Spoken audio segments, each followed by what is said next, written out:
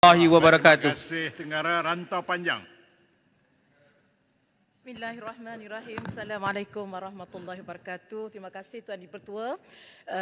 Dan saya mengambil kesempatan ini juga mengucapkan takziah kepada semua mangsa-mangsa banjir di Johor, Pahang dan Melaka. Di saat kita berbahas ini ada 232 pusat pemindahan dibuka di Johor dan kita lihat lebih daripada 38,000 mangsa. Di Pahang pula ada 18 pusat masih dibuka dan di Melaka ada 5 pusat masih dibuka. Dan ini belum lagi dikira dengan mereka yang menumpang di rumah saudara, jiran, di masjid dan ada juga mangsa-mangsa yang terkepung banjir yang terputus bekalan makanan. Tuan Yang Dipertua, banyak isu, saya ingin menyentuh 9 isu yang berkaitan dengan banjir. Dan kawasan saya adalah kawasan yang sangat terkesan dan setiap tahun berdepan dengan banjir. Dan ahli-ahli berhormat yang mungkin baru pertama kali jadi ahli berhormat tahu betapa peritnya berdepan dengan banjir dan begitulah kami, apalagi kalau tidak diberi peruntukan, mana mungkin kita boleh beri perkhidmatan yang terbaik. Sebab itulah kami, saya dah penggal di Dewan ini, setiap kali banjir terpaksa berhutang kerana untuk rakyat. Jadi sebab itulah kerajaan madani pada hari ini wajib mesti memberi keutamaan kepada peruntukan kepada ahli parlimen kalau benar-benar untuk berkhidmat kepada rakyat. Yang pertama ialah keperluan bantuan segera tambahan. Yang ini amat penting untuk kita bantu mangsa banjir. Kita lihat rayuan daripada yang amat berhormat Menteri Besar Johor merayu petugas-petugas sukarelawan. Sebab yang dimangsa bukan sahaja makanan yang diperlukan. Sukarelawan mencuci, mengangkat, menyelamat dan tak mungkin akan didalikan oleh agensi kerajaan semata-mata. Jadi sebab itulah kita kena gerakkan kerjasama ini daripada semua pihak dan bantuan segera perlu diberi kepada agensi-agensi tambahan peruntukan kepada agensi yang bertanggungjawab. Jadi begitu juga tambahan peralatan komunikasi. Kita lihat diwairakan baru ini bagaimana ada pegawai JKM yang terkepung dengan banjir. Di sinilah perlunya peralatan seperti adiometer dan sebagainya yang perlu dimiliki di setiap daerah. Begitu juga kenderaan 4x4 dan segala logistik yang sesuai dengan keperluan banjir. Dan perkara ini perlu dilengkapkan di semua daerah yang terkesan banjir.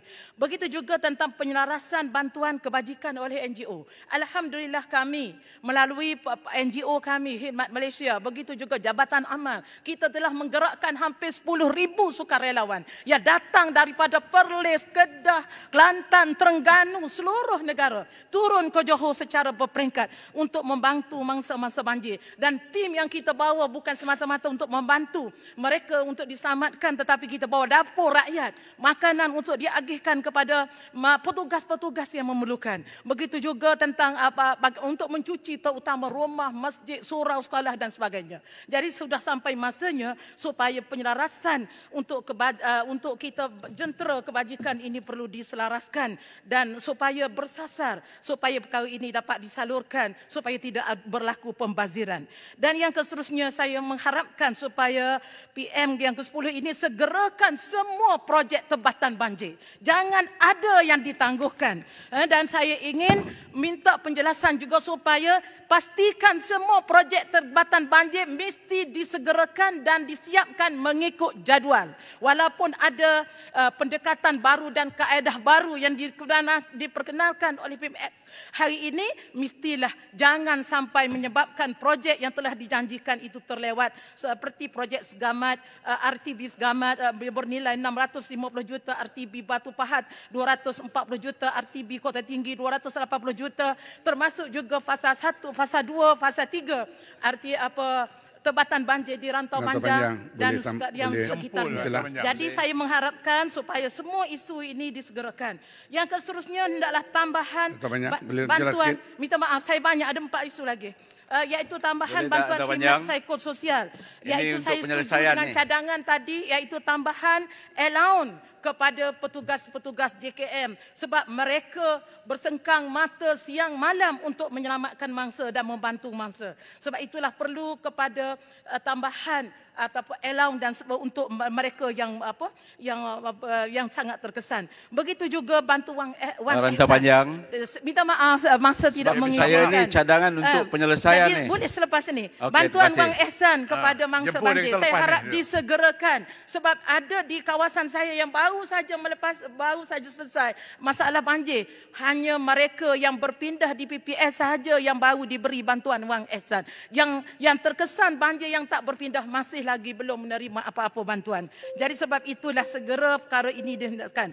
Dan hendaklah saya harapkan juga iaitu pemberian moratorium juga hendaklah dipertimbangkan kepada mangsa banjir yang berulang kali berdepan dengan banjir yang kerugian yang amat besar. Dan saya harap keperluan seperti tandas, keperluan katil khas, terutama ibu-ibu yang lepas bersalin menjadi mangsa banjir, mereka yang baru keluar hospital, mereka yang kemalangan, terpaksa duduk di atas lantai yang sangat sejuk, cuba bayangkan. Jadi perlu kepada peralatan bagi mereka yang berkeperluan khas. Apalagi keperluan tandas OKU sangat-sangat diperlukan, terutama mereka yang berpindah di sekolah yang tidak ada kesesuaian tempat untuk mereka.